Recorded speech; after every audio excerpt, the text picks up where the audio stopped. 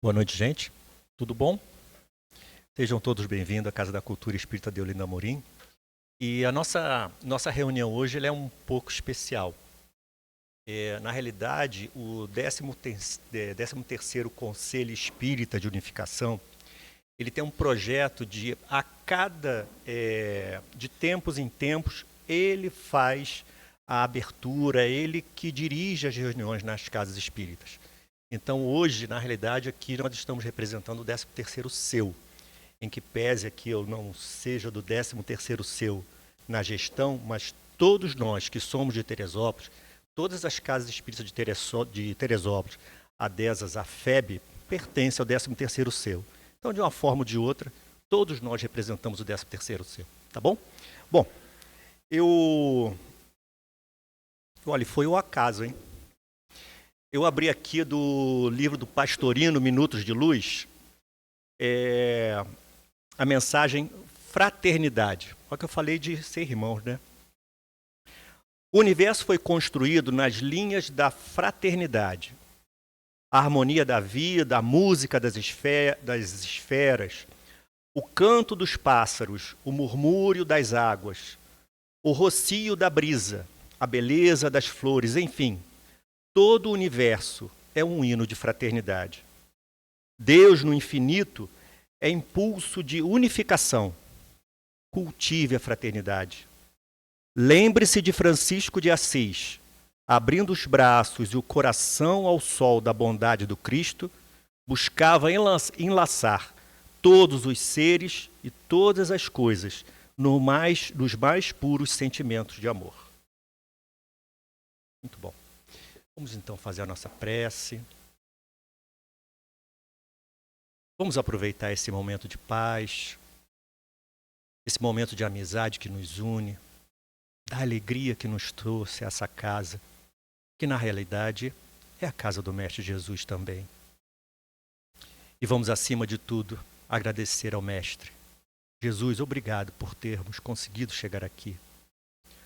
Obrigado por oferecer-nos a tua paz, a tua luz que nos ajuda a seguir o caminho do bem e que faz com que estejamos juntos num único e mais belo dos caminhos a seguir, que é seguir a tua palavra e ajudar um ao outro.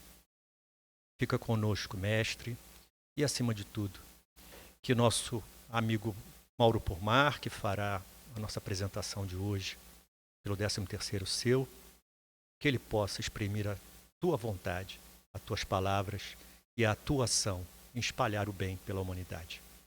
Que assim seja. Mauro, vamos trabalhar? Obrigado, gente.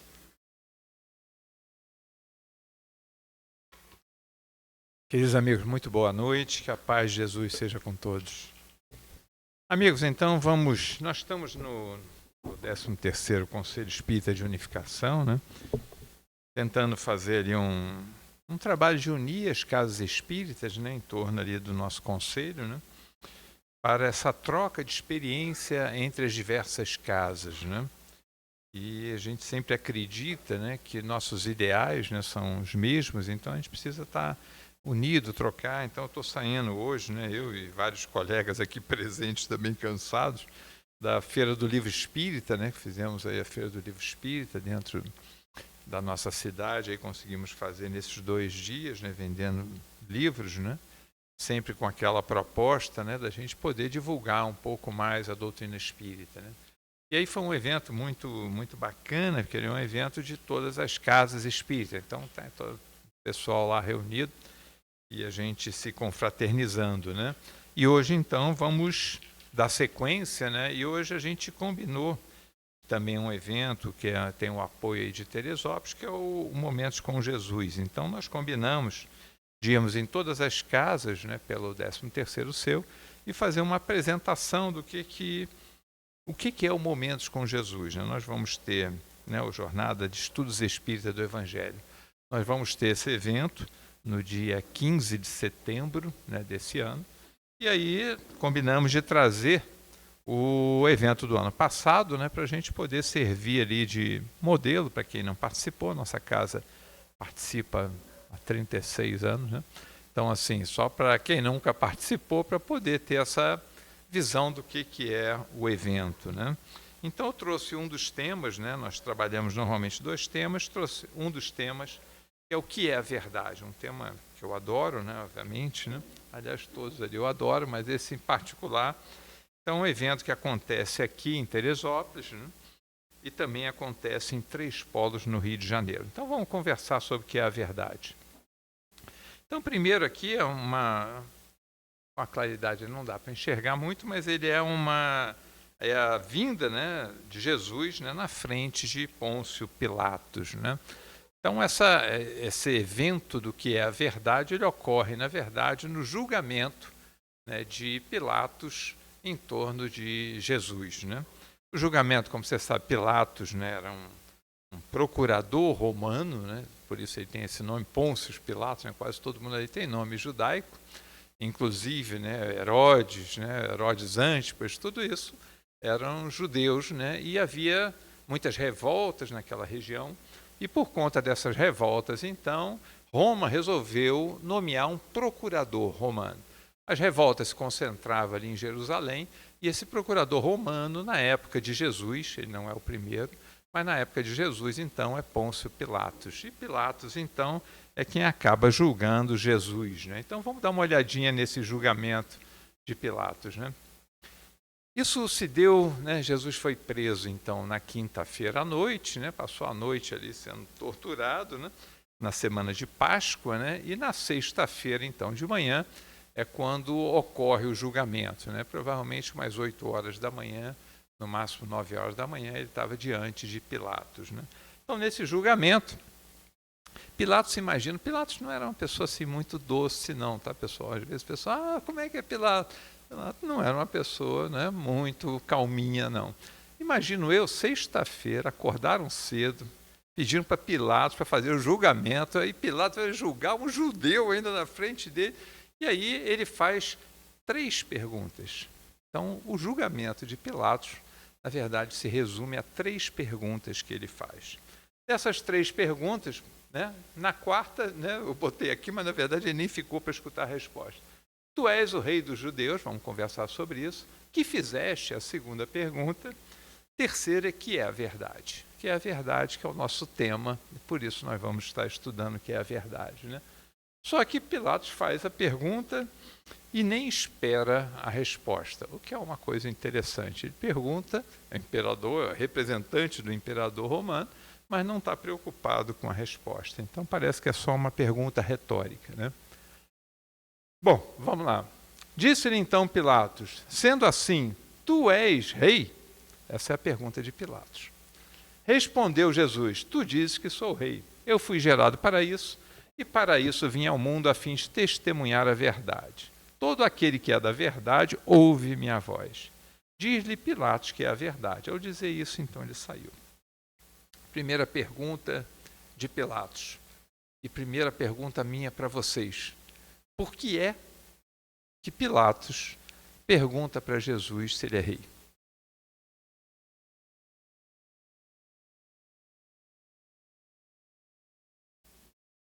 Se ele disser que é rei, o que tem, Maíra? Qual o problema dele dizer que é rei?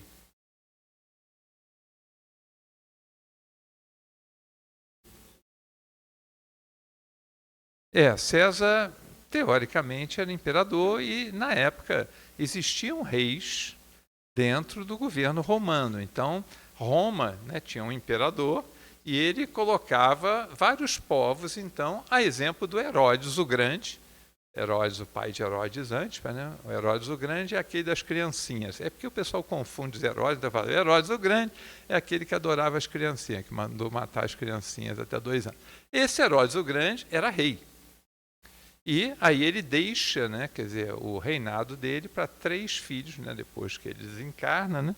Desses 3 filhos, então, um Herodes Antipas, que ficou com a Galileia. Por isso, na verdade, Pilatos manda Jesus para conversar com Herodes Antipas, né? Exatamente porque ele era galileu. Se é galileu, Herodes é que é o responsável. Mas não era rei, mas era responsável para pela província, né, da Galileia, né? E o outro que era responsável, também filho de Herodes, o Grande, né, que era Arquelau, que ficou com essa região e depois foi substituído. A primeira revolta que teve, acho que Arquelau também não é, bom, nenhum deles era gente boa, não. Arquelau matou acho que 2.000 logo de cara, antes de tomar posse, ele já tinha matado 2.000, que era uma revolta, e aí o pessoal parece que se revoltou com ele também, tirou ele, foi aí que entrou o procurador. Somente Roma poderia nomear o rei. Essa é a questão. Estamos sob dominação romana, só Roma pode nomear o rei. Portanto, se Jesus for rei, ele comete um delito político e, portanto, a pena vai ser crucificação.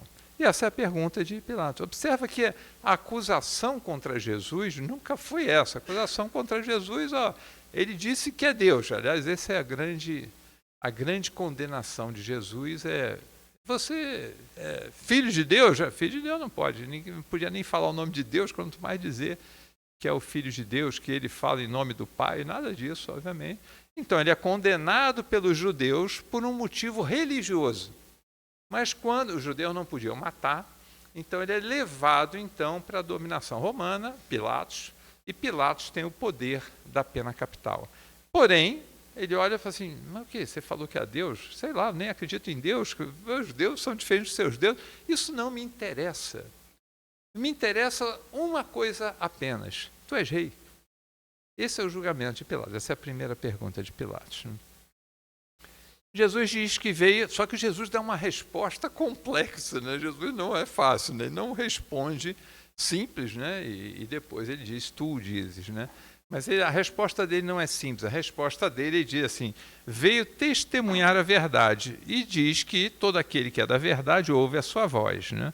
Então observa que ele deixa alguns símbolos, né? Ele está falando com Pilatos e diz para ele, eu vim aqui dar testemunho da verdade. E todo mundo que é da verdade escuta a minha voz. Ora, se Pilatos não escuta a voz dele, obviamente, ele está querendo dizer que Pilatos não é alguém da verdade. Então começa assim um julgamento, é um julgamento estranho. Jesus é interessante. Tudo que ele fala, e aí Pilatos faz essa frase famosa, né, que é o que é a verdade, né?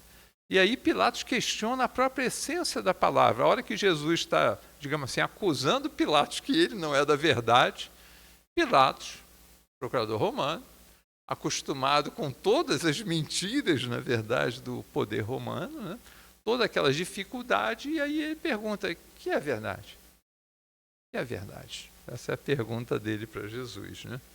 Bom, e aí nós vamos discutir verdade. Bom, a gente vai fazer esse estudo, a gente fez em 2h30 e nós temos 50 minutos. Então vocês já viram que vai ser um pouquinho corrido e eu tenho a tendência a falar um pouquinho mais do que devia, então vocês já viram que vai ser uma correria só. Vamos lá. Verdade relativa ou absoluta, né?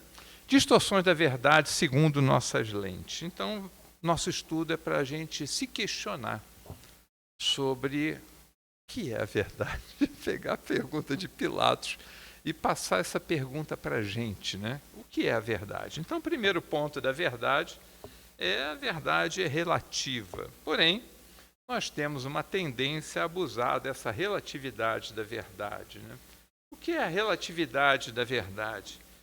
É a pretensão de você saber a verdade. Então, sempre que a gente estiver achando que efetivamente a gente sabe a verdade, desconfia que deve ter alguma coisa errada, porque exatamente nós nunca, aí vamos ver isso hoje, a verdade é uma coisa que está muito na frente do que a gente consegue conceber. E, portanto, a gente tem um pedacinho desse ponto de vista que leva à verdade.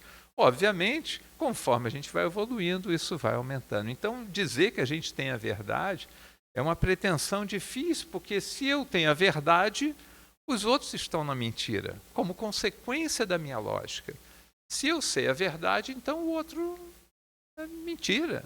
Então, se a minha religião é a verdade, a religião do outro é a mentira. E essa presunção é um equívoco, né? Por isso que esses 2000 anos já passaram e a gente continua com equívoco, porque aí cria exatamente essas dissensões. Então, começa um monte de seita, por quê? Porque se a minha é a verdadeira, do outro é a falsa. Então, se eu vou para o céu, o outro, cá entre nós, o outro não pode ir para o céu junto comigo.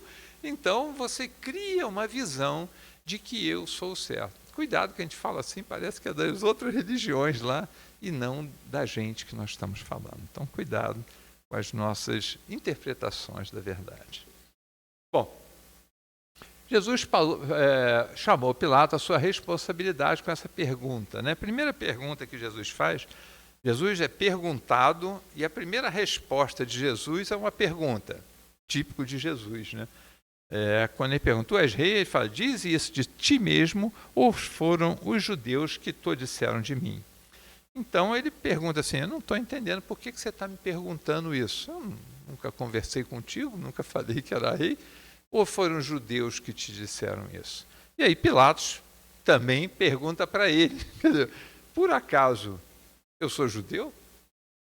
Então o que Pilatos quer dizer? Amigo, eu não estou nem aí para vocês judeus, passam a régua ali, né?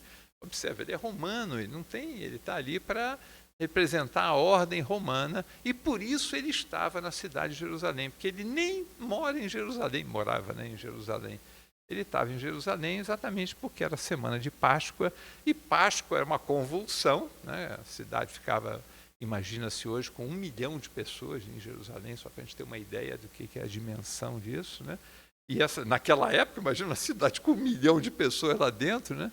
E, obviamente, Roma estava lá para garantir a ordem. E Jesus criou o problema da ordem, porque Jesus entra exatamente no domingo de Ramos, que é o início da semana de Páscoa. Bom, assim continuam procedendo os Pilatos de todos os calibres nas múltiplas emergências da vida em que são chamados a se pronunciar na escolha entre a verdade e o interesse. Qual é a nossa dificuldade? A nossa grande dificuldade é a gente julgar com a verdade, porque quando a gente vai julgar com a verdade, a gente tem uma contaminação da nossa lente de como é que a gente enxerga as coisas. E aí eu vejo uma verdade que é uma verdade relativa, como toda verdade, e ela é relativa devido à minha forma de enxergar as coisas. Então eu relativizo essa forma. E Pilatos, obviamente, relativizava essa verdade. Que verdade você está falando? Verdade de quem? De César? Né? Na época de Pilatos, gente, que verdade você está falando? De César? Qual é a verdade de César? Verdade do quê? Dos judeus? Eu sou romano, estou aqui com a dominação. Então, que verdade você está falando? Né? Então, é uma lembrança, né, de Pedro de Camargo, né? Exatamente para ver assim, cuidado, porque Pôncio Pilatos é um personagem ainda vivo entre nós. Então, essa é uma questão interessante do nosso estudo, né? Aprofundando o conceito da verdade, né? Jesus citou o termo verdade algumas vezes no Evangelho, e nós separamos 3 vezes onde Jesus, nos Evangelhos, falou sobre a verdade, para a gente ver o que Jesus pensava da verdade, porque até então é aquele diálogo que a gente viu, depois a gente vai voltar no diálogo. Então dizia Jesus então aos judeus que haviam crido nele, se vós permaneceres nas minhas palavras, sois verdadeiramente meus discípulos. Jesus está no momento da ceia, né, conhecido como Santa Ceia, né? Jesus está no momento da ceia, quinta-feira, portanto, fim do dia de quinta-feira, né? Tecnicamente falando já é sexta-feira, porque a hora que o sol morria já começava o dia seguinte, então tecnicamente ele já estava na sexta-feira, mas era uma quinta no final do dia, quando ele reúne os discípulos para dizer efetivamente que ele está partindo. Nesse momento, é um momento doído, né? E é um momento difícil. E nesse momento difícil, né, ele fala então, e conhecereis a verdade, e a verdade vos libertará. Né? Por que Jesus falou que a verdade libertará? Né? Então, a mentira nos aprisiona. Né? Então, vamos ver o contrário. Né? A mentira, ela é uma prisão que a gente faz. A gente conta uma mentirinha, a gente não conta um mentirão, a gente conta uma mentirinha. Mas aí contou a mentirinha e daqui a pouco as pessoas te perguntam sobre essa mentirinha, você tem que contar uma mentirinha maior. Aí depois uma outra mentirinha maior. Quando você vê, você entrou no emaranhado de mentiras que você não consegue mais sair. Você se torna prisioneiro da mentira. E Jesus, então, ele vai contradizer isso, vai dizer assim, amigo, se você quer se libertar, comece a ser a verdade, a falar a verdade. Inverta esse ciclo vicioso que está te aprisionando para você poder se libertar desses grilhões, né? Muitos em política, filosofia, essa é uma frase de Emmanuel, né? Trouxe aqui até porque ela é um exemplo muito atual ainda nesse mundo polarizado que a gente vive, né? Muitos em política, filosofia, ciência e religião se afeiçoam a certos ângulos da verdade e transformam a própria vida numa trincheira de luta desesperada a pretexto de defendê-la quando não passam de prisioneiros do ponto de vista. Essa é uma frase, não temos muito tempo, senão a gente ia ficar a palestra inteira nessa frase. Mas é uma frase para a gente pensar, né? A gente encontra as pessoas com boa intenção, né? Não estou questionando a intenção das pessoas, mas elas criam uma trincheira para defender o seu ponto de vista. Então, qualquer um que tem um ponto de vista diferente, você ataca porque está tirando você daquela trincheira, né? Observa o que o Emmanuel fala. São prisioneiros do ponto de vista. Não conseguem enxergar sobre um outro ponto de vista. Ponto de vista. Eu estou aqui num ponto com uma visão de vocês. E eu não consigo mudar o meu ponto de vista. Então eu não consigo inverter eu estar junto de vocês me enxergando. Porque eu só consigo enxergar com o meu ponto de vista. E é isso que Emmanuel está querendo dizer, ó. Aproveita, se as pessoas têm uma visão diferente da sua, aproveita para você exercitar essa mudança de ponto de vista, porque isso vai ser bom para você. Enxergar a vida sob o ângulo do outro, né? Ainda estávamos, né, Flávia, a gente conversando sobre um garoto do Pimentel, em situação difícil hoje, né, de saúde, né, e a gente pensando assim, puxa, como é que eu consigo enxergar a vida sob a ótica daquela pessoa? Porque eu estou aqui, minha vida não é no Morro do Pimentel. Como é que eu consigo me transportar para o Pimentel para enxergar a vida de uma forma diferente? Como é que eu faço isso? E como é que eu fico internado mesmo na condição do menino? Como é que eu faço isso enxergando a vida sob um ponto de vista da imortalidade? Do conhecimento que nós temos. Coisa difícil, fácil, parece fácil nos outros, né? Na nossa vida é muito difícil. Então, como é que eu mudo isso? E é isso que Jesus estava tentando nos trazer, né? A libertação relativa segundo a relatividade do conhecimento da verdade. A verdade absoluta, como o nome não poderia deixar de ser, ela é fruto da perfeição, ela é fruto dos espíritos que atingiram uma perfeição absoluta. Porque nós nunca vamos conseguir enxergar, no mundo de provas e expiações, uma verdade absoluta. Nossa verdade terá que ser relativa. Por quê? Porque nós somos espíritos ainda muito imperfeitos.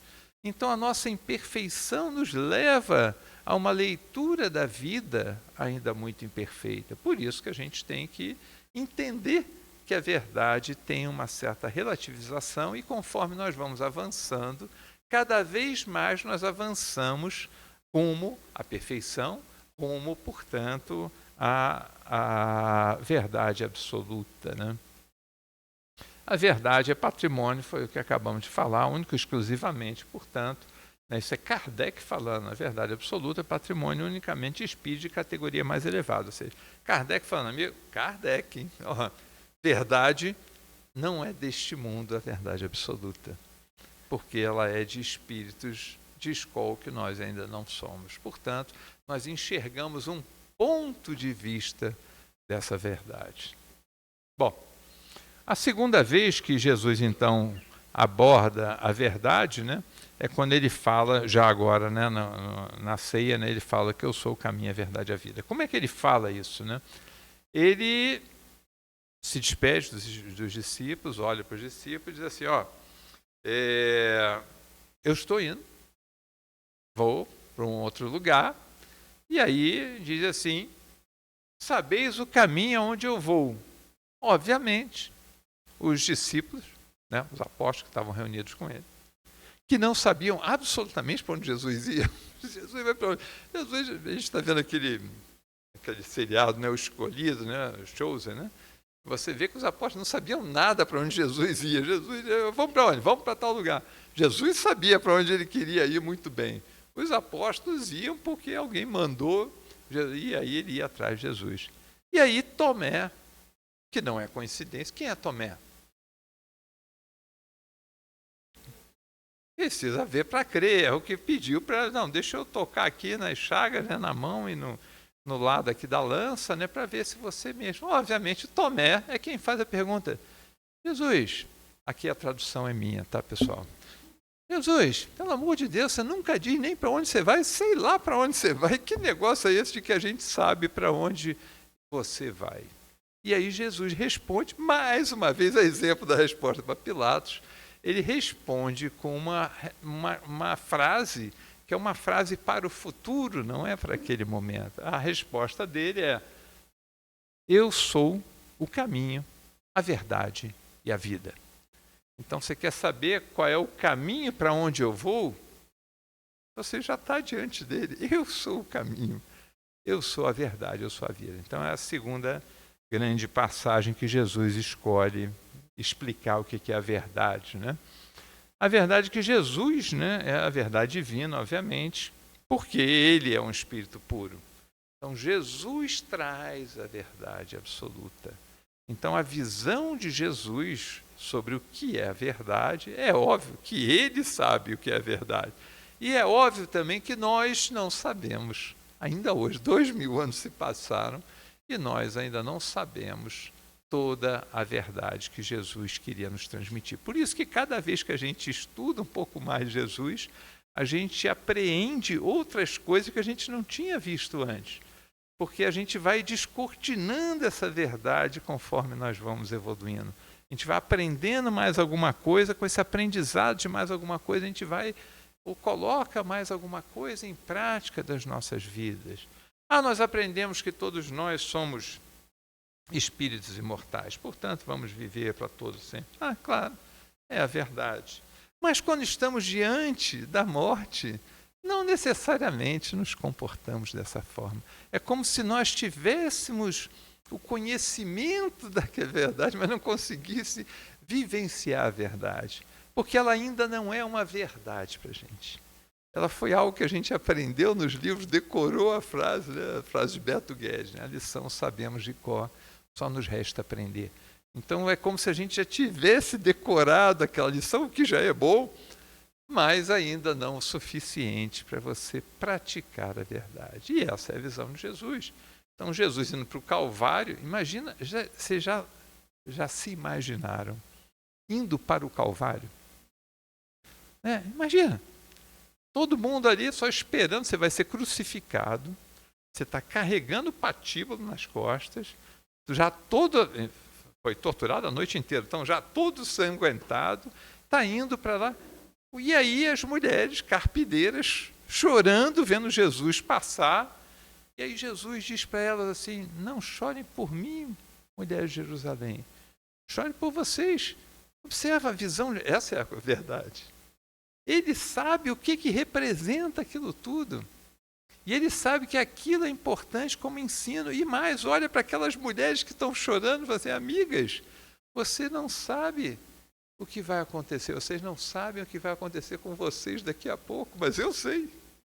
Porque eu sei a verdade, observa, né? Esse é um tema que nós vamos estudar até no Momentos com Jesus desse ano, né? Obviamente, né, Jerusalém foi totalmente destruída, né, por Tito em 70 anos depois de Cristo, né? Então, isso se deu que era ano 33, né? Jesus está, então, desencarnando, né, no ano 33, 70 anos, quer dizer, menos de 40 anos depois, 37 anos depois, tudo foi destruído, não sobrou pedra sobre pedra, e Jesus sabia disso. E as mulheres estão chorando por Jesus, e Jesus, olha a compreensão da verdade.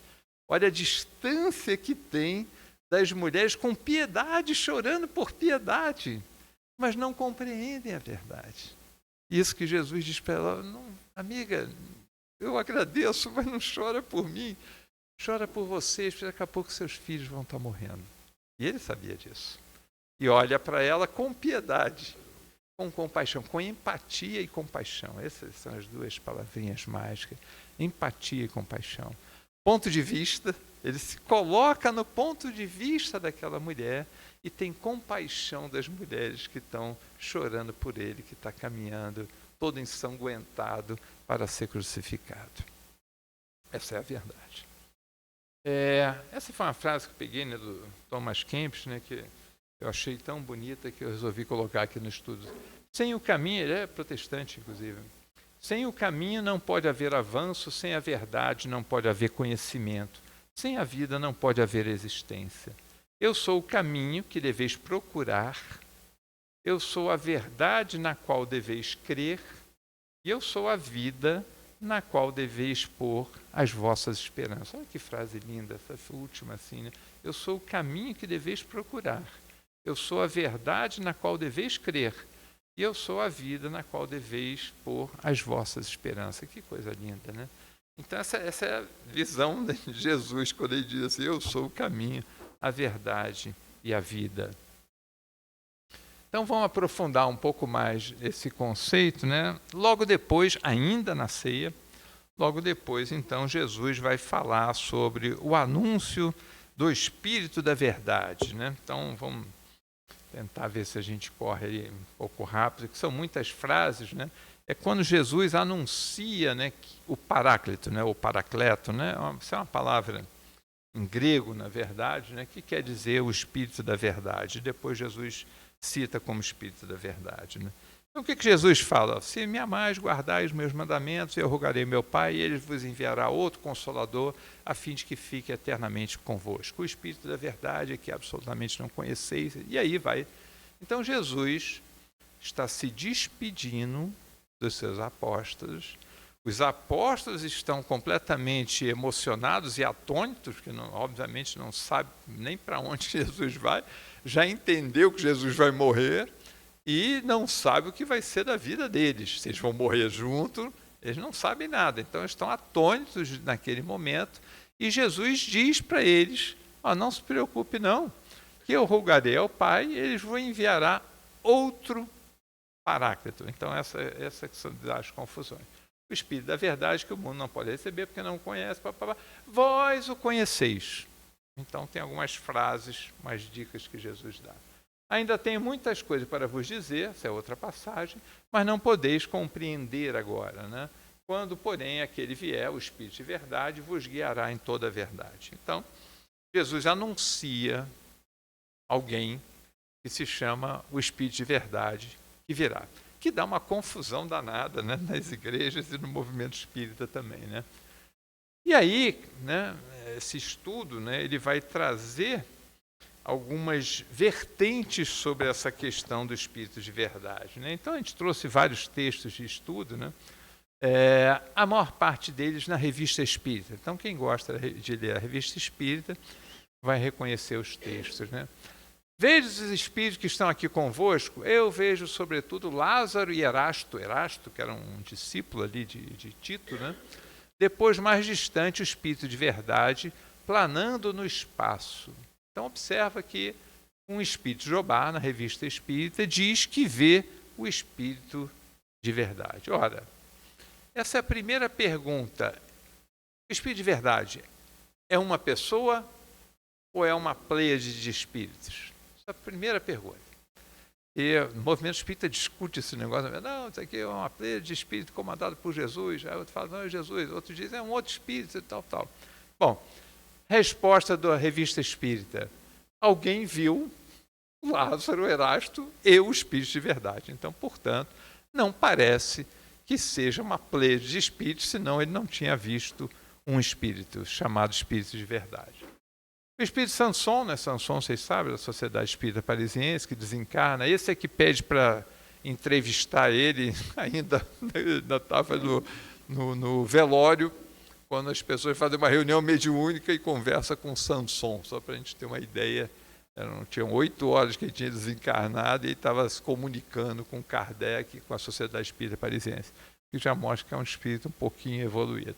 Não vejo os outros espíritos, perdão, o Espírito de Verdade, Santo Agostinho, Lamenetra. Observe, Santo Agostinho é um dos que assina as mensagens Obviamente faz parte dessa pleiade de espíritos que codificaram, né, o texto que está no Livro dos Espíritos. Porém, o Espírito de Verdade, Santo Agostinho, então, aparentemente, Santo Agostinho não está dentro do Espírito de Verdade. Uma nova comunicação Lacordaire, né, era preciso, aliás, completar o que eu vou dizer, que não teria sido compreendido. Foi porque uma multidão de espíritos de todas as ordens, sob a direção do Espírito de Verdade. Então, eu trouxe alguns textos para vocês, né? Não é muito meu objetivo ficar estudando os textos com vocês, mas é só para mostrar, né, o que são essas conclusões, né?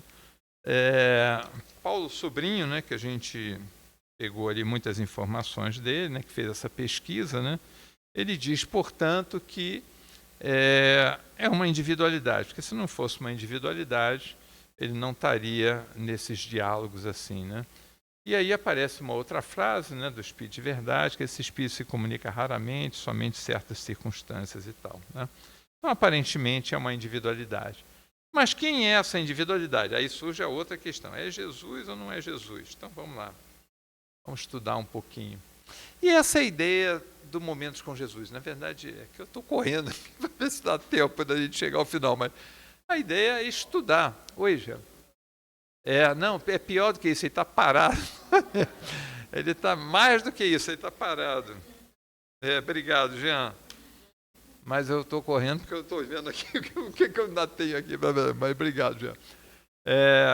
Então seria Jesus, né? A resposta a esse assunto polêmico e tal, né? Quer dizer, por que ele é polêmico? Exatamente por causa daquele outro que eu falei para vocês. Né? Eu rogarei ao Pai e ele vos enviará outro Consolador. Ora, se é outro Consolador, não sou eu.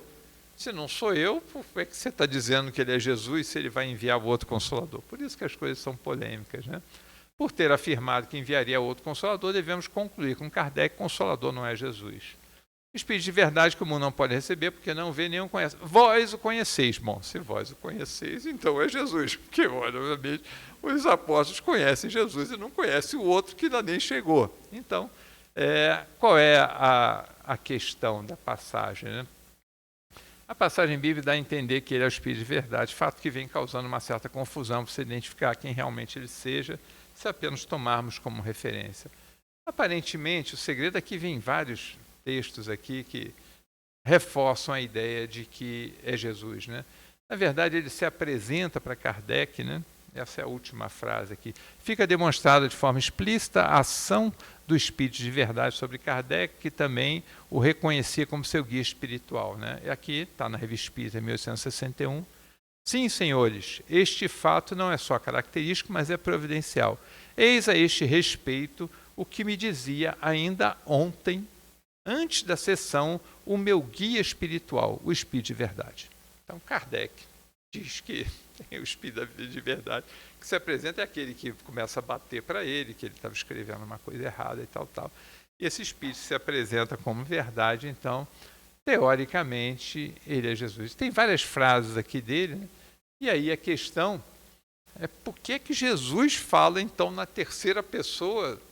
Se ele é o Espírito de Verdade, ele não deveria ter usado o outro Consolador, né? E aí, o que a gente pegou no estudo, né, é essa questão que Jesus algumas vezes fala na terceira pessoa. E como, por exemplo, o Filho do Homem. Quando vier o Filho do Homem, como vier o Filho do Homem? O Filho do Homem é ele. Quando vier o Filho do Homem, é ele. E por que ele está falando quando vier o Filho do Homem? Só que a gente se habituou a olhar no Evangelho e ler o Filho do Homem. Eu já sei que é Jesus. E o Espírito de Verdade, você começa, o que é então o Espírito de Verdade? Então, teoricamente, é confuso e tem algumas evidências de que seria Jesus, que seria uma individualidade. Porém, os que dizem os espíritos, eu coloquei algumas coisas sobre os espíritos, né? Hahnemann, né? Não esquece que tem as mensagens de Hahnemann, né? Esse daqui é 1864, no Evangelho também, mensagem de Hahnemann, Samuel Hahnemann. O Espírito de Verdade que dirige este globo, né? Então, tem várias mensagens aqui, né? Onde ele deixa claro que o Espírito de Verdade que dirige este globo. Então, o Espírito de Verdade é Jesus, porque é ele Jesus que dirige esse globo, né? Em 1977, uma mensagem sobre regeneração da humanidade, um espírito, porque aquele que recebeu a missão de vos regenerar retorna, e ele disse, bem-aventurado aqueles que conhecerem meu novo nome. Então, isso tudo está em Revista Espírita. Conclusão. Isso aqui é importante para a gente. Vamos à conclusão. Mauro, você está falando aí, eu quero saber a conclusão. Chegou na hora da conclusão, amigos. Vamos concluir.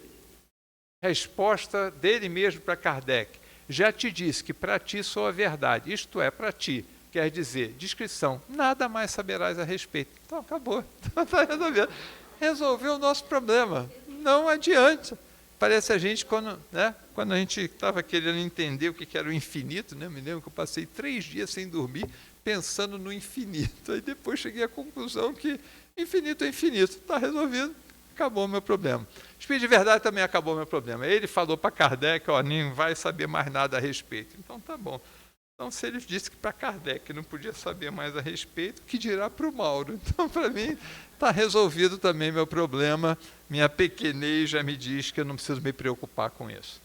Bom, vamos tentar ver se a gente retira alguns ensinamentos, né, para nós, daquilo que a gente viu. E essa é uma grande proposta da jornada de estudos espíritas, né? Primeiro, resistências sociais individuais à verdade, distorção consciente. Pilatos distorce a verdade dentro daquilo que ele representa e do que ele quer ver. Então, muitas vezes, na sociedade, há uma distorção da verdade de uma forma consciente, ou seja, eu quero que esta verdade represente o meu interesse. Não importa que está tudo distorcido, mas é meu interesse e eu quero que a verdade seja isso. Porém, a grande maioria das vezes, eu diria que a nossa própria vaidade que nos coloca como detentores da verdade. Então a gente observa pessoas, né, brigando, discutindo sobre a verdade, na verdade, mas no fundo, né, quer dizer, é uma visão de que o meu é melhor do que o do outro. E a visão de que o meu é melhor do que o do outro leva a essa distorção natural da verdade, né? Nossas grandes chagas da humanidade, né, o orgulho e a vaidade. Então, nosso orgulho e nossa vaidade é um dificultador na nossa vida de poder enxergar a verdade de frente. Então, se a gente quer avançar nesse enxergar a verdade, na resposta à pergunta de Pilatos, né, a primeira coisa é a gente tentar olhar para dentro da nossa vaidade. Será que este não é um ponto de vista falseado pela minha vaidade?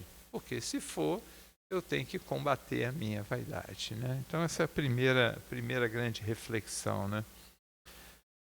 Espíritas, amai-vos. Essa é uma das mensagens do Espírito de Verdade. Eu fico pensando muito, né, lendo o Evangelho, né, segundo o Espiritismo, eu fico tentando entender por que é que, em algumas vezes, o Espírito de Verdade se comunicou e assinou como Espírito de Verdade e outras não. Então, assim, eu fico imaginando que, se for Jesus que assinou como Espírito de Verdade, ele deveria ter um grande interesse naquela mensagem.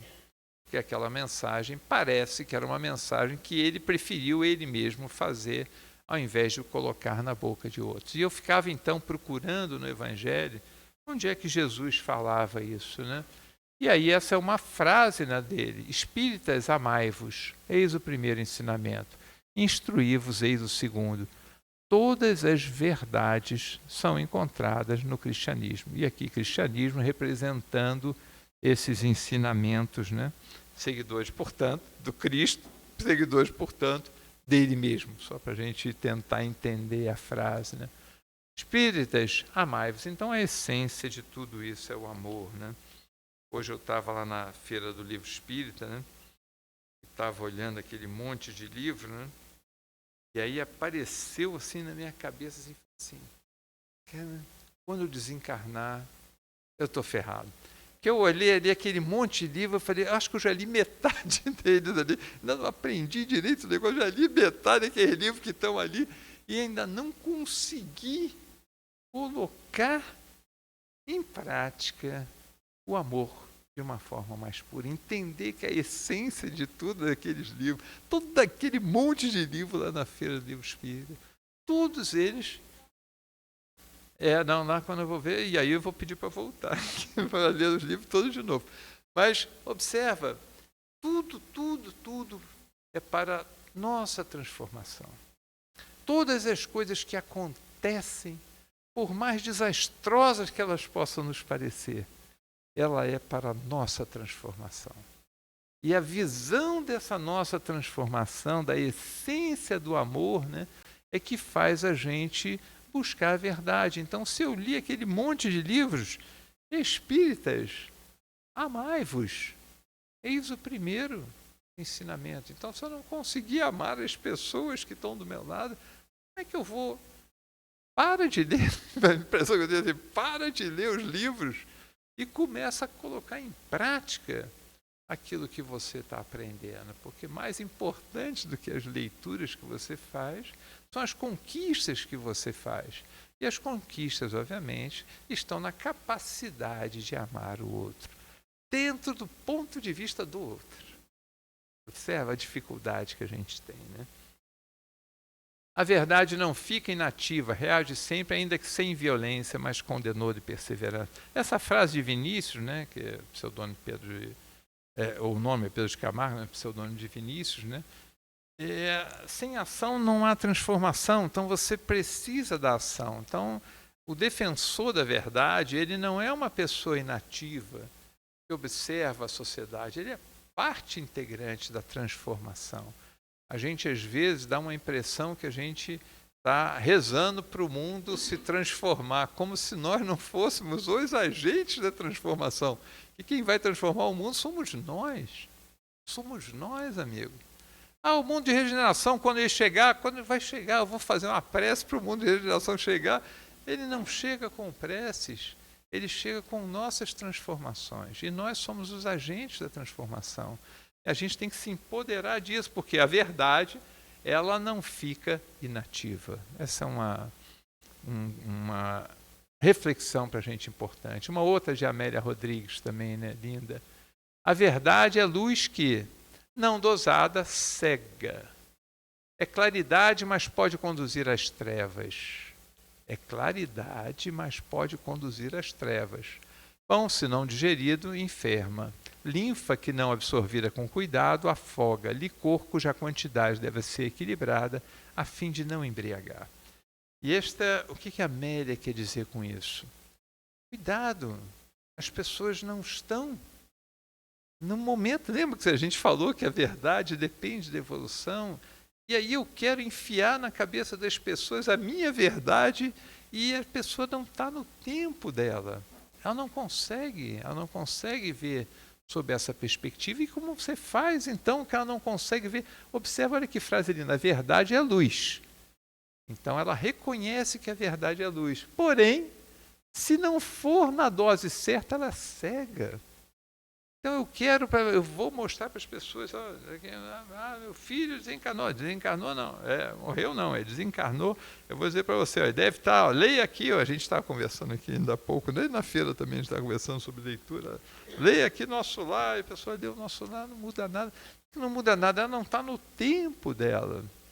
Então a verdade é algo relativo para ela, a gente tem que entender esses passos que a pessoa está dando para ajudá-la nos seus passos em prol de uma verdade. Então, como é que a gente ajuda? Ajuda fortalecendo o que ela tem. Ela tem uma fé robusta porque ela é católica, ela tem uma fé enorme naquele santo. Que ótimo! Pois continue com a sua fé. Mas olha, é mais do que aquela imagem. Porque o santo é uma pessoa, essa pessoa também é uma pessoa boa. Ore para ela, observa, você está fortalecendo dentro da capacidade que ela tem de absorver aquela luz da verdade, senão vai cegar. E se cegar, ela vai perder o que ela tem de melhor, que é exatamente a fé lá do santo dela. Perdeu, ficou sem nada. Então não podemos destruir os outros. A gente tem que ajudar os outros no processo de construção. Para isso, temos que trabalhar com ela essa claridade da verdade, né? O homem da verdade é aquele cujo falar é sim, sim, não, não, né? Essa é a assertividade de Jesus, como preceitua o Evangelho, né? Mais uma vez, Pedro de Camargo, né? E Jesus, então, é que diz que o falar é sim, sim, não, não. Ou seja, você é a favor disso? Não. A favor disso? Sim. A gente tem algumas dificuldades. Jesus não tinha dificuldade nenhuma. Nenhuma. Perguntar para Jesus, não, isso aqui, você acredita nisso? Eu sou a verdade. Eu sou a verdade. Ele vai interpretar, ele vai me mandar crucificar, vai... Ok. Não tinha dificuldade em se expressar com assertividade naquilo que ele acreditava. Né? A gente tem algumas dificuldadezinhas. Eu, pelo menos, vocês não são espíritos mais evoluídos, mas eu tenho essa dificuldadezinha. Pilatos não percebeu que Jesus estava, né, diante dele e está diante da verdade. Né? Jesus não precisava, essa é a última frase aqui de Pedro de Camargo, né? Jesus não precisava da luz de fora. Ele mesmo é a luz. Não investigou a verdade. Ele possui a verdade. Ele mesmo é a verdade. Então, todo o ensino, todo o diálogo de Jesus, nós vamos dar uma olhadinha agora no diálogo de Jesus, né? Todo o diálogo de Jesus, ele parte do princípio que ele é o caminho, a verdade e a vida. Ele é a verdade. E, portanto, se as pessoas conseguirem entender esse ponto de vista, as pessoas vão ter dado um passo importante para a verdade. Mas, para isso, é preciso refletir, é preciso caminhar um pouco, é preciso ser humilde, é preciso enxergar o outro dentro das capacidades que o outro tem e ajudar o outro na caminhada, nos ajudar na nossa caminhada, como é que a gente se desvencilha dessa vaidade que muitas vezes nos forja a visão da verdade, né? Nos desvirtua, da visão da verdade, e como é que a gente, ao mesmo tempo, ajuda as pessoas nessa caminhada. Então, eu botei aqui um trecho do vídeo de Jesus, então, né, que a gente trabalhou ali na jornada de estudos espíritas do Evangelho, e eu vou trazer para vocês o diálogo completo, que vocês vão entender o diálogo. Observa que Pilatos faz uma pergunta, Jesus responde com uma pergunta, Pilatos faz a segunda pergunta e Jesus responde a primeira. Vocês vão reparar no diálogo completo a forma com que Jesus trabalhou o julgamento sui generis. Esse é um bom, Leonardo, para você ali trazer ali depois o julgamento de Jesus, um julgamento muito interessante, muito interessante. E nesse julgamento, então, é onde vocês vão perceber o que Jesus, então, quis dizer para Pilatos, que talvez Pilatos não tenha entendido. Vamos lá, então.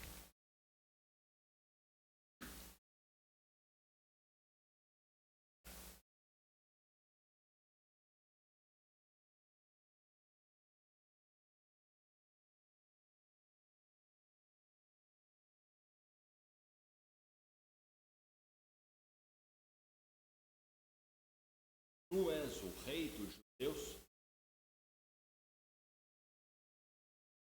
Dizes isto ou disseram-te outros? Porventura sou eu judeu?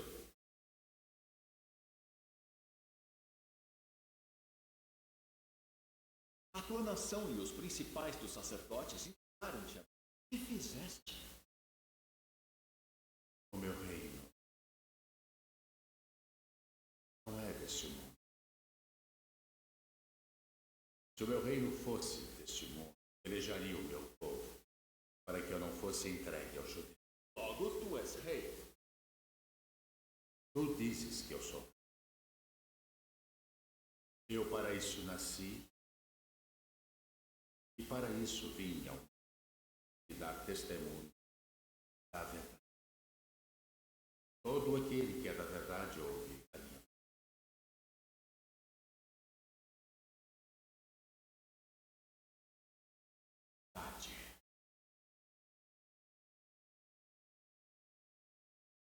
Apresentado este homem como o pervertedor do povo. Eu o examinei na vossa presença e nenhum. Que pena que você não tenha ficado para ouvir a resposta. Não saberias que eu sou o caminho, a verdade e a vida. Esteve diante da verdade que passaste a vida procurando, mas não reconheceste. entenderia que somente o conhecimento da verdade poderia te libertar destes grilhões que te prendem ao poder, que hoje pareces tão poderoso, mas a história esquecerá tua trajetória depois de hoje, congelando apenas a imagem da covardia do lavar as mãos. Tua pergunta não seria mais se sou rei, mas me pediria para falar do reino do Pai. Ficarias ansioso aguardando a vinda do Espírito de verdade para encontrares consolo e esperança nas tuas existências. Tenho tanto para te falar, consolar, mas seus olhos ainda não estão preparados para olhar a verdade de frente sem cegar. Por isso, deixe essa mensagem gravada dos meus pensamentos deste dia nos corações que o buscarão pelos séculos nas diferentes jornadas comigo.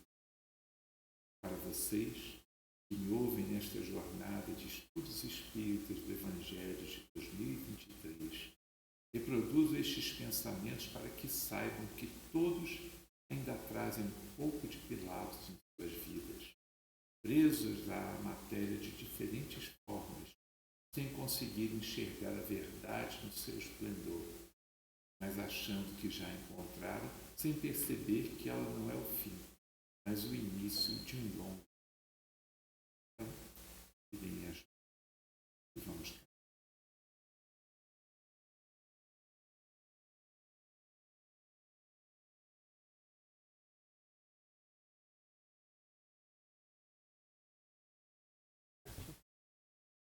Amigos, eu gravei a minha voz porque eu nunca conseguia terminar. Eu tentei algumas vezes, mas sempre que eu terminava eu ficava chorando, não conseguia terminar nunca, e resolvi que era melhor gravar, que era a única chance que eu tinha de terminar aí a mensagem, né? Amigos, o que foi a nossa proposta aí para o dia de hoje, né? É um tema emocionante, né, para todos nós, mexe com a nossa vida, né? E assim são os momentos com Jesus. É um dia, né, que a gente tira, um domingo, né, que a gente estuda de manhã e de tarde, e o objetivo do estudo é a gente vivenciar os momentos com Jesus, né? Aprender, estudar os detalhes para a gente poder ter conclusões que a gente normalmente lendo a gente acaba não conseguindo, né? E nós vamos fazer isso novamente agora no dia 15 de setembro, estamos vendo o local ainda onde a gente vai realizar, né? E já temos os dois temas, né? O primeiro deles é E Jesus chorou. Jesus chora 3 vezes no Evangelho, e nós vamos estudar, então, na parte da manhã, as 3 vezes que Jesus chorou. E na parte da tarde nós vamos estudar os irmãos, né? Marta, Maria e Lázaro, né? E, obviamente, a frase de Marta, né, de Jesus para Marta, dizendo que Maria escolheu a boa parte. Então é um tema bastante palpitante, né, essa divisão entre Marta e Maria, e nós vamos estudar isso no Evangelho. Então, o objetivo era trazer uma amostra do que foi o do ano de 2023 e convidá-los já para vocês já reservarem 15 de setembro, onde nós vamos estar trazendo o de 2024 para vocês. E esse mesmo estudo nós vamos fazer em todas as casas espíritas de Teresópolis, né, para poder juntar todo o pessoal de Teresópolis dentro de um estudo, mais uma vez, de momentos com Jesus. Amigos, muito obrigado. Que Jesus seja com todos. Obrigado, então.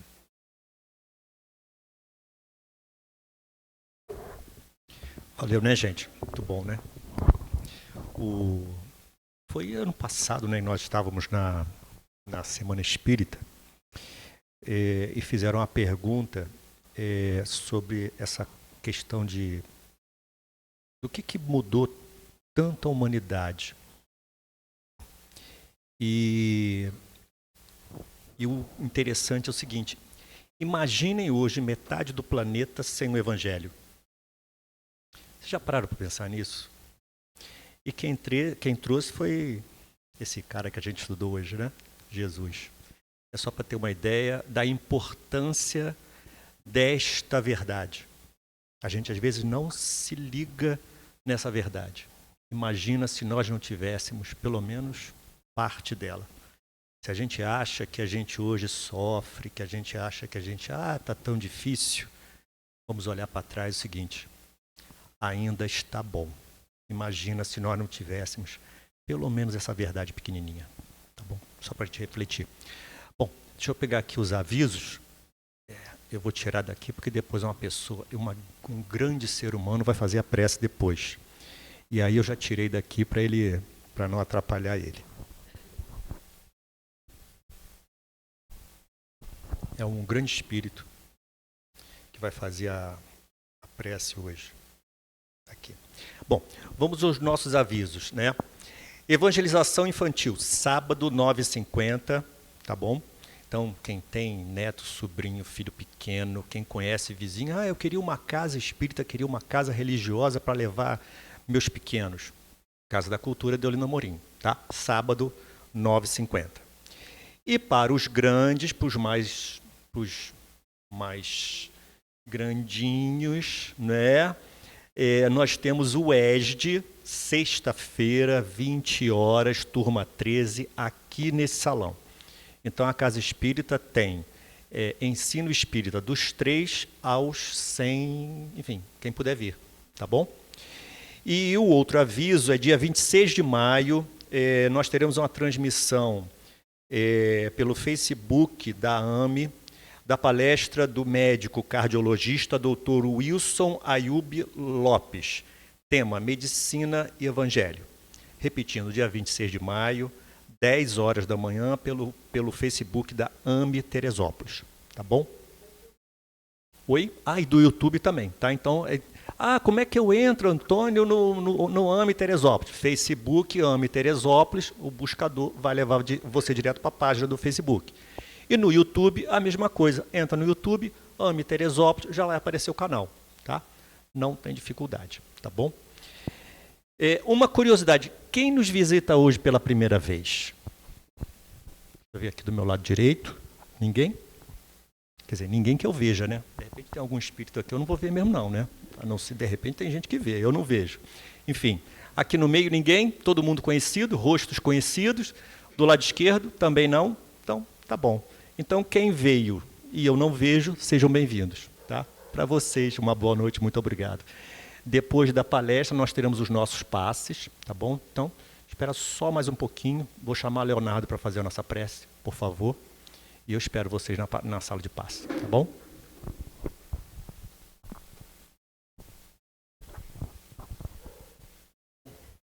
Vamos orar. Senhor Jesus, querido amigo, há 2000 anos revelaste para nós as grandes verdades da vida eterna, as leis imutáveis de Deus. Nos deste há 2000 anos o caminho. Em 1857, revelaste a verdade, para que nós, espíritos ainda em jornada evolutiva, possamos despertar para a vida, para as grandes verdades imutáveis das leis de Deus. Agradecemos de coração a piedade que nos cerca em torno da grandeza e da misericórdia do Pai, que perdoa as nossas faltas e nos dá sempre chance de podermos recomeçar a nossa jornada reparando as nossas faltas pretéritas. Agradecemos de coração essa casa que nos recebe e nos acolhe e compartilha conosco um pouco da Tua palavra para que possamos refletir e nos tornarmos pessoas melhores, versões melhores de nós mesmos. Obrigado por tudo e em nome de Deus, Jesus e dos amigos espirituais, damos por encerrado essa etapa da reunião de hoje.